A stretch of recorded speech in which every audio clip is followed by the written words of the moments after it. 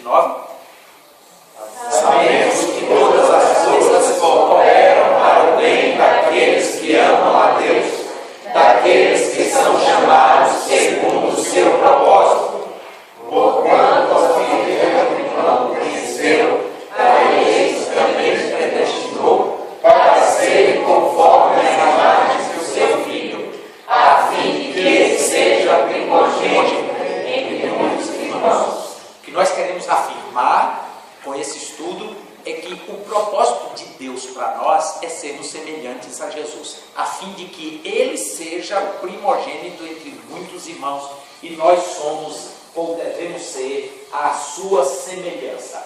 Nós dissemos que isso muda muito a nossa vida, porque muda a nossa visão, e ninguém vai além da visão que tem. Se a sua visão é que Deus fez tudo e Jesus morreu na cruz foi para salvar você, você pode ser um crente acomodado, porque você vai dizer assim: oxe, eu já estou salvo mesmo, então dá para viver do jeito que quiser. Mas se sua mentalidade mudar e você disser: não, Jesus morreu na cruz, de fato foi para me restaurar, para me tornar a sua semelhança, então você vai entender que você tem que viver de maneira parecida com Jesus. É o nosso maior desafio. O erro mais comum que nós encontramos nas igrejas é entender que o plano de Deus é apenas salvar. Salvar, salvar. Se fosse, Deus salvava a pessoa, matava ele e levava para o céu. Salvava, matava, levava para o céu.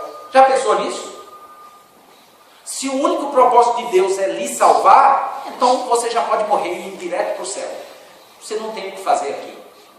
Mas o propósito de Deus é mais do que salvar. Salvar não é um fim em si mesmo. Salvar é o meio para nos resgatar da vida inútil para o propósito de Deus e nos colocar de novo no propósito de Deus. Foi isso que nós falamos, porque, lembrando da criação, cada ser reproduz segundo a sua espécie. Deus nos criou como a sua imagem e conforme a nossa, ou a sua, ele diz, conforme a nossa semelhança. E disse: crescei, multiplicai-vos e enchei a terra. Eu, só de menino, encher a terra da sua glória. Eu não disse a semana passada, às vezes costumo usar a ilustração de um caso verdadeiro. Já morei numa cidade e um rapaz de uma outra denominação, muito conhecido meu, porque ele tinha um pequeno comércio na cidade, e eu acabei me tornando cliente dele e descobri que ele era crente, que ele era de uma determinada igreja. Depois eu soube que ele desviou, e eu soube que ele estava inclusive bebendo e fazendo bobagens, sofreu um acidente de carro, e um presbítero da minha igreja chegou e me disse: pastor, fulano está vivendo assim, assim, assim. Eu disse: vamos fazer uma visita na casa dele. Ele não era minha ovelha e eu não pretendia arrastá-lo para a minha igreja, mas eu disse: se a gente pode ajudar aquele irmãozinho, vamos lá. Aí um dia eu fui com aquele presbítero na casa dele. E aí, rapaz, como é que você está? E ele um pouco cabisbaixo, porque ele tinha sofrido um acidente de carro, exatamente porque estava bebendo. Ele estava todo envergonhado, aquela coisa, mas a gente descontraiu a conversa e eu tentei estimulá-lo a voltar para a igreja dele. Ô, fulano, volte para a sua igreja. E ele: não, para lá eu não volto não. Mas não dizia qual era o motivo. E a gente foi arrodeando e tentando insistir, até que finalmente ele disse que era por causa de Gênesis 1:28 que ele tinha se desviado. A culpa não era de Moisés, que escreveu Gênesis 1:28, mas a culpa era da interpretação de Gênesis 1:28 que a igreja dele fazia. A igreja dele ensinava que a ordem de Deus era crescer, multiplicar e encher a terra. Então que ninguém pode evitar ter filhos. Ou seja, a mulher não pode usar comprimido, não pode fazer ligadura de trompas, não pode haver os chamados métodos contraceptivos para evitar filho, porque a ordem de Deus é que tem que ter tantos. E o que é que tinha acontecido? Ele era um cara ainda novo, casado não há muitos anos, mas a mulher dele engravidou, teve uma menina. Menos de um ano depois, a mulher dele já estava grávida, teve uma segunda menina. No outro ano, a mesma coisa, uma terceira menina. Quando nasceu a quarta menina, ele entrou em parafusos. E ele disse: até quando? Provavelmente ele e a esposa muito férteis. Um olhava para o outro, só em piscar a mulher já engravidava. E ele não queria ter tantos filhos, porque ele achava que não tinha condição de tê-los. Provavelmente, o fato de vir 4 meninas seguidas e nenhum menino, que era o desejo dele, ele disse, não, nós vamos parar. Mas a igreja não aceita, porque Gênesis 1:28 diz, crescei, multiplicai e encher a terra. Só que o pastor dele esqueceu de dizer que não era só ele, a mulher, que era para encher a terra, que eram as outras famílias da terra. Mas mais do que isso, o que Deus quer dizer com Gênesis 1:28 não é apenas, e claro que envolve a procriação, mas não é apenas a procriação, o ter filhos, mas é ter filhos à imagem e à semelhança de Deus. Crescei, multiplicai-vos e enchei a terra da sua glória. Lembra do texto de Abacuque 2,14? Porque toda a terra se encherá do conhecimento da glória do Senhor, como as águas cobrem o mar. Então, isso faz parte do propósito de Deus. O pecado veio, interferiu, atrapalhou, quebrou a imagem perfeita do homem, a imagem de Deus. O homem ficou uma imagem defeituosa, distorcida, pecaminosa, e Deus não tem pecados. Deus é absolutamente santo e puro, e o homem agora se torna inútil para cumprir o seu propósito. Deus, porém, não desiste. Nós colocamos aqui, Deus desistiu do seu propósito, e citamos 2 textos, um do profeta Isaías e um outro lá de Hebreus, capítulo 6, 17. Mas Deus, quando quis mostrar mais firmemente aos herdeiros da promessa a imutabilidade do seu propósito, se interpôs com juramento. Ou seja, Deus disse, o meu propósito não muda. Ora, ele criou o homem para encher a terra da sua glória. O homem pecou e não prestou mais para encher a terra da sua glória, porque todo homem se desviou, se extraviou, como Paulo diz em Romanos 3:12. O que fazer? Como proceder? Deus não desistiu. Então ele vem e manda o seu Filho Jesus para salvar o homem, mas aquilo que nós dissemos, a salvação não é um fim, a salvação é o meio. Ele veio e recria a humanidade. Há pouco nós citamos aí o texto de primeira carta de Paulo aos Coríntios, capítulo 15. Aquele capítulo longo que fala sobre a ressurreição, mas naquele capítulo 15 da carta aos Romanos, o apóstolo Paulo desvenda uma coisa muito interessante. Quando ele diz que existe um primeiro Adão, e que todo que descendeu deste primeiro Adão é terreno, como foi o primeiro homem. Portanto, é carnal e pecaminoso. Mas o segundo Adão, este não é terreno, este é do céu. O segundo Adão quem é? Cristo, é Jesus Cristo. O primeiro Adão foi aquele por meio de quem Deus cria a humanidade. O primeiro homem.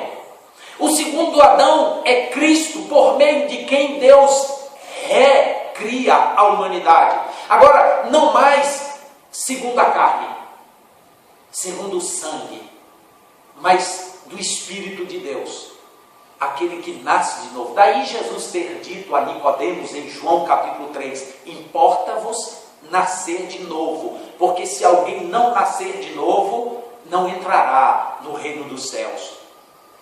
Nicodemos não entendeu, nós todos sabemos disso. Mas como é que pode um homem velho voltar para o ventre da mãe? E Jesus diz, não, Nicodemos, essa nova geração de Deus é diferente. Não é nascido da carne e do sangue, mas da água e do Espírito. É preciso um nascimento espiritual. Esta recriação é a transformação da vida em nova criatura. Segunda carta de Paulo aos Coríntios 5,17, um dos textos mais conhecidos e repetidos nas nossas pregações é: se alguém está em Cristo, nova o quê? Nova criatura é. As coisas velhas já passaram e tudo se faz novo. É o método de Deus para a recriação, para a restauração do homem caído, defeituoso, inútil para o propósito de Deus. Ele manda Jesus Cristo para que quem o receba agora é nova criatura. Olha o texto de João 1, 11 e 12. Jesus veio para o que era seu, mas os seus não receberam, mas a todos quantos o receberam, deu-lhes o poder de serem feitos filhos de Deus. Agora, esta nova geração é a geração dos filhos de Deus. Este é o propósito de Deus.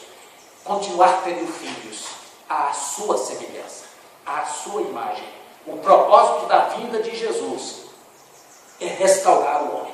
É pegar o homem caído, estragado e restaurá-lo de volta. E ali tem uma coisa muito interessante. Cada vez que você lê a Bíblia, note quando aparecer as palavras imagem, quando aparecer a palavra semelhança. Por exemplo, o Evangelho de João, mesmo capítulo 1 que eu citei, os versículos 11 e 12, quando chega no versículo 18, diz que ninguém jamais viu, completem esse versículo, ninguém jamais viu a Deus. Mas não para aí o versículo. Mas o Deus unigênito que está no seio do Pai é quem o revelou. Então vejam bem, o pecado distanciou o homem de Deus, o homem perdeu a imagem de Deus e o homem nem sabe descrever Deus. Se você quiser fazer um teste, pergunte para si mesmo ou pergunte na sua congregação, na sua igreja assim: irmãos, quem é Deus? E deixe que as pessoas falem. E nós vamos sempre falar assim: Deus é amor, Deus é poderoso, Deus é sábio, Deus é santo, Deus é tudo para mim. Descrevemos Deus? Nós temos a maior dificuldade para conseguir dizer quem é Deus, porque ninguém jamais viu a Deus, mas através de Jesus. Mas o unigênito do Pai é quem o revelou, e nós podemos ver Deus através de Jesus. Jesus é a imagem de Deus perfeita, e nós devemos ser a sua imagem. Nós vamos caminhando para a parte final. Como se define o propósito de Deus hoje? Lá no Éden, Deus cria o homem à sua imagem e semelhança. E diz para o homem procriar e encher a terra da sua imagem e da sua semelhança. Falamos de tudo, do pecado e tudo mais. Como se define o propósito eterno de Deus hoje? Romanos 8, 28 e 29. Comecei com ele e concluímos com ele. Pense aí. O que é que diz o texto? Primeira parte, o 28, diz, um versículo que é muito deturpado: todas as coisas cooperam para o nosso bem. É muito comum que cristãos vão, às vezes, até num funeral, num velório, às vezes de uma pessoa incrédula, quem sabe até de uma família incrédula, e a gente, a fim de consolar, chega lá e bate no ombro da pessoa, dá um abraço e diz assim: olha, mas fique tranquila, porque a Bíblia diz que todas as coisas cooperam para o nosso bem. Eu costumo dizer, não é isso que o versículo diz. O versículo diz: sabemos que todas as coisas cooperam para o bem daqueles que amam a Deus e são chamados segundo o seu propósito. Versículo 29, e qual é o propósito? Porquanto aos que de antemão conheceu, a estes também predestinou para quê? Para serem conformes da mesma forma, da mesma imagem, conformes à imagem do seu Filho. Quem é ele? Jesus.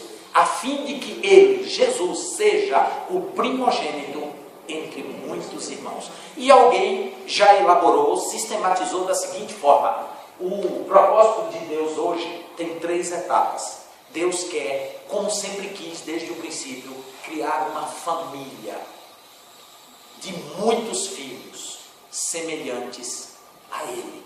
Mas aqui dizemos semelhantes a Jesus, é o que o versículo 29 diz. Uma família significa unidade, união, o povo de Deus. Não tem denominação, não tem barreira denominacional. São os filhos de Deus, são da família de Deus.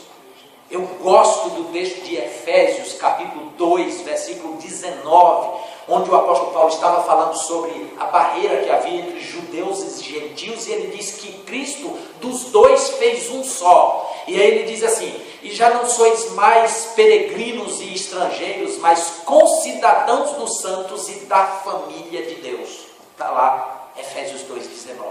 Da família de Deus. Deus quis criar uma família. Mas ele diz, a fim de que sejam que ele seja o primogênito entre muitos irmãos. Isso quer dizer, de fato, quantidade. Nós devemos ser muitos filhos de Deus. Por isso, pregar o Evangelho, para resgatar o homem do seu pecado, torná-los da família de Deus. Mas a última parte é semelhantes a Jesus. Isso implica em qualidade. Por isso eu li o Salmo 15. Quem, Senhor, habitará no teu tabernáculo, no teu santo monte? Quem habitará no teu tabernáculo? Quem, Senhor? Quem? Aquele que se tornar semelhante a Jesus. Puro de mãos, limpo de coração, não fala dolosamente, não pratica iniquidade, vive uma vida santa. Este é o plano de Deus para nós, nos tornarmos semelhantes ao Senhor Jesus Cristo. Isto é qualidade de vida. O crente não pode viver de qualquer maneira. Ainda hoje, quando eu voltava da emissora de rádio onde fui pregar, agora às 6:30 da manhã, por isso não estive com vocês aqui no culto, alguém comentava comigo e diz assim, porque tem gente que diz assim, nem todo crente é crentinho. Tem crente que é cretino, porque não é crente. Porque o verdadeiro sentido do ser crente em Jesus Cristo é aquele que foi transformado e a partir de agora ele luta, ele se esforça e isso demanda esforço para ser semelhante a Jesus, para se parecer com Jesus. E eu finalizo esse estudo sempre contando a história, famosa história de Sadhu Sundar Singh, um jovem da Índia chamado Sundar, da família Singh, e recebeu o apelido de Sadhu. Os sadhus são, para os indianos, uma espécie de homens sagrados. Vestem tradicionalmente uma estola, um roupão laranjado, cor de abóbora, e peregrinam de cabeça raspada, descalços, pelas cidades indianas. Nas religiões hindus, isso é a coisa mais comum. Mas há alguns séculos, um jovem chamado Sundar Singh foi alcançado pelo Evangelho através de professores ingleses que naquela época trabalhavam na Índia. Entregou sua vida a Jesus. Quando chegou em casa, que contou ao seu pai, à sua família, que tinha recebido a Jesus, o pai o renegou. Sua religião não permitia. Ser cristão, de forma alguma, você tem que escolher. Ou segue a Cristo e abandona a sua família, ou você abandona a Cristo e continua na família. Ele não abriu mão de Jesus e o pai o expulsou de casa. E ele então começou a andar, se tornou um andarilho, de cidade em cidade, de vila em vila, de aldeia em aldeia, pregando o Evangelho de Cristo Jesus. De pés descalços, cabeça raspada, daí onde recebeu a alcunha ou o apelido de Sadhu Sundar Singh. O reverendo Boanerges Ribeiro escreveu um livro intitulado Sadhu Sundar Singh, o apóstolo dos pés sangrentos. Andava sem parar, pregando o Evangelho, a ponto de deixar pelo chão as marcas de sangue que saíam dos seus pés. Este jovem morreu de uma forma que até hoje não encontraram o seu corpo. Era a intenção sua pregar o Evangelho aos budistas no Himalaia. E numa travessia pela montanha gelada, no Tibete, pretendia pregar lá no Tibete, como a gente fala, Tibete, né? No Tibete, ele foi, desapareceu, seu corpo nunca foi encontrado, apenas foram vistas as marcas de sangue na neve e no gelo daquelas montanhas. Mas a história que quero lhes contar, para concluir, é de uma ocasião. Sundar Singh se tornou um pregador razoavelmente conhecido na sua época e foi convidado por uma igreja da Inglaterra, de Londres, para vir e passar um final de semana testemunhando de Cristo ali na Inglaterra. Ele veio, uma família daquela igreja o hospedou em seu apartamento durante o sábado e o domingo que ele pregou e testemunhou naquela igreja. Aquele casal que o hospedou tinha uma filhinha, uma garotinha pequena de 4 ou 5 anos de idade. A garotinha ficou tão impressionada com aquele homem diferente, e diante de tudo que ela já estava acostumada a ouvir falar sobre Jesus na escola bíblica dominical, não queria se afastar dele. Durante os 2 dias que ficou hospedado no mesmo apartamento, a garotinha, para onde ele ia, ela estava sempre junto. Foi dormir no domingo à noite. Na segunda, pela manhã, bem cedo, ela levantou e a primeira coisa que fez foi ir ao quarto de hóspedes para ver o visitante.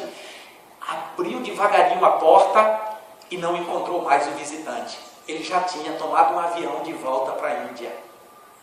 O quarto já estava vazio e inclusive arrumado pela sua mãe. Ela correu para a sala. Chegando lá, não encontrou. Foi à cozinha, onde a mãe estava preparando o café. Ele também não estava. E ela então aborda a mãe e pergunta assim: mamãe, cadê ele? Mamãe, cadê ele? E a mãe diz: ele quem, minha filha? E ela diz: Jesus. Cadê Jesus? No seu entendimentozinho infantil, aquele homem era a figura perfeita de Jesus. Mamãe, cadê ele? Ele quem, minha filha? Jesus. Este é o nosso maior desafio. Nós não fomos chamados e predestinados por Deus para viver de qualquer maneira, para viver à toa neste mundo, mas para parecermos com Jesus, para que as pessoas olhem para nós e digam: você se parece com Jesus. Este é o propósito de Deus para mim e para você. Está posto o nosso desafio: aprender a cada dia a viver com Jesus. Amém. Topam o desafio? Está posto.